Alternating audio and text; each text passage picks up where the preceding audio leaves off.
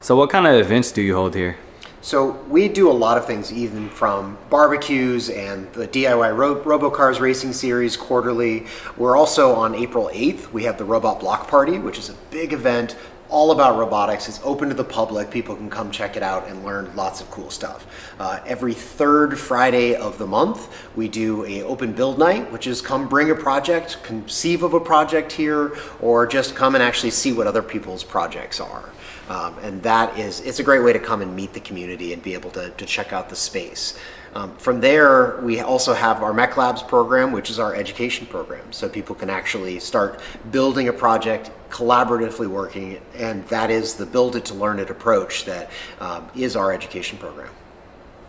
Usually when I talk to entrepreneurs, it's two sides. It's either they DIY everything, right? To the point of sometimes it's a little too much of Absolutely. DIY, right? Or they hire out and they're like, I don't specialize in this. I'm just gonna hire out. Yep. And I've kind of learned I always wanted to be the DIY, right? Yep. And then I started realizing, okay, well, my wife says you can do this at work, you can build this. Why you can't build the things at home, right? We need a new fence, right? You can learn to do that. She's probably listening. No, so I tried to figure out what's the best use of my time, right? So did you guys? Were there any things that you started and then just stopped and was like, we need to hire someone? Well, yes, on so many things. If there's anything that is more of a challenge as an entrepreneur, is when do you do the work and when do you hire the work?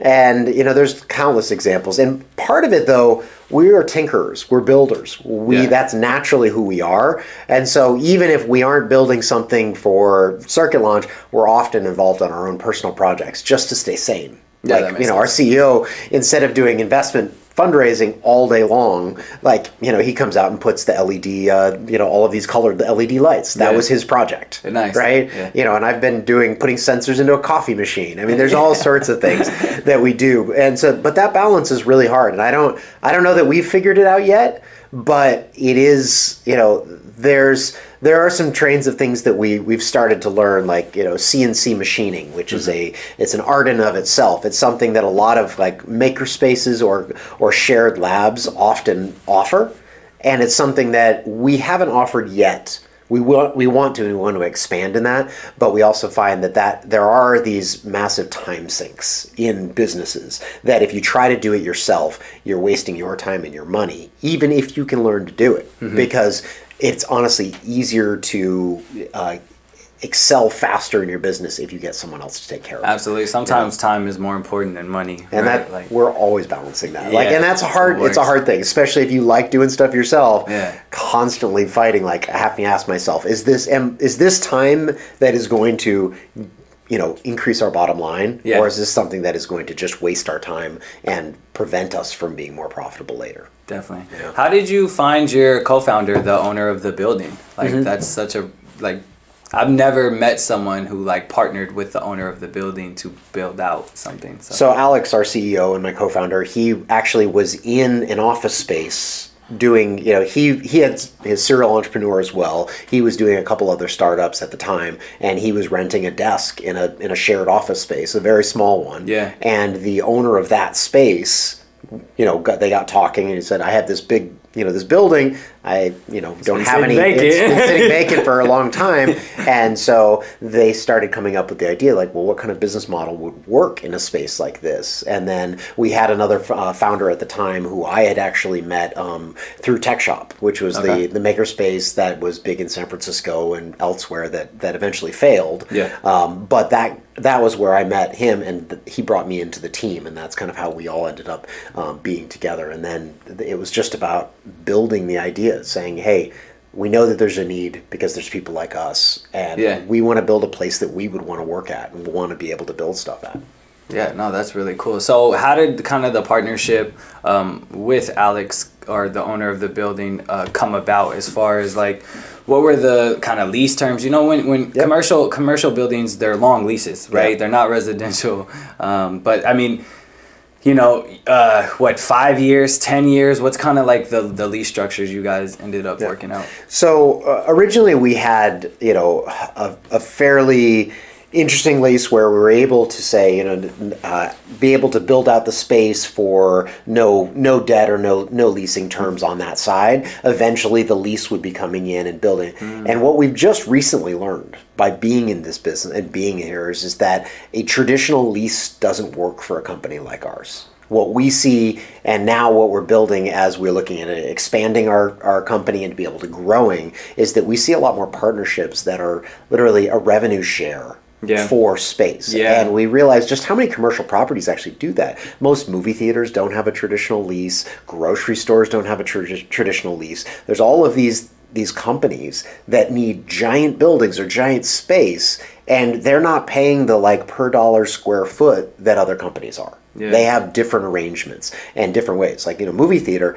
it's because it builds your community. Everybody needs a movie theater. Everybody wants that, particularly before, at least previously before Netflix and all of that was starting. But that's how they got started and how they were able to have a very expensive building in a fairly, low margin business to be able to make that happen. And so kind of what we've learned, and as we're expanding Circuit Launch even more, is understanding that the rules that you think apply would be okay, I need to get a space, I need to lease it, I need to do that. Those things are often very malleable. And it's the blocks in our minds, what we think these business models, these traditional business models are, and saying, hey, is there a way to do something different?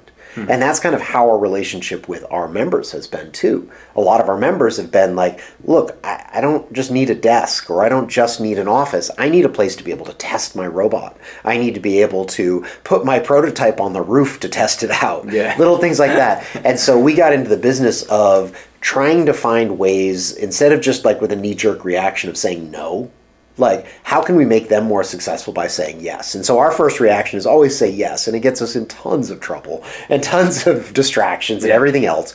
But what it does is it creates a community where people can trust that they can have crazy ideas, they can build businesses like that, and we can focus on startups that are going to have kind of non-traditional things. If somebody is going belly up in our spot, understanding how they're going to dissolve their company, and then how all the other community people benefit, because there's the knowledge and the work that they do doesn't just evaporate, it goes back into our community. We have so little churn rate because all of the people who come here, they stay here, even if it's not the company that succeeds. And so that's really been one of our successes, just saying yes to innovative and interesting ways of doing business. And that's the same thing that we did with our partner and the landlord and the owner of the building. It's interesting because we when I first started Airbnb, I was trying to structure deals to get small mom and pop landlords into it, right? Or even to reach out to commercial buildings and structure a deal that benefits both of us, because they're taking on liability, but I'm trying to say, hey, pass the liability off to me for a cheaper rent, right? And so one of the ways that was kind of a way to pitch landlords and commercial people was, hey, we would love to do a revenue share. You can charge us below market rent, a couple $100s or whatever, but you can take 30% of profit above this amount of number or whatever. So coming up with creative ideas as far as pitching, and I think that worked really well for you. And that's very smart. Definitely. Cool.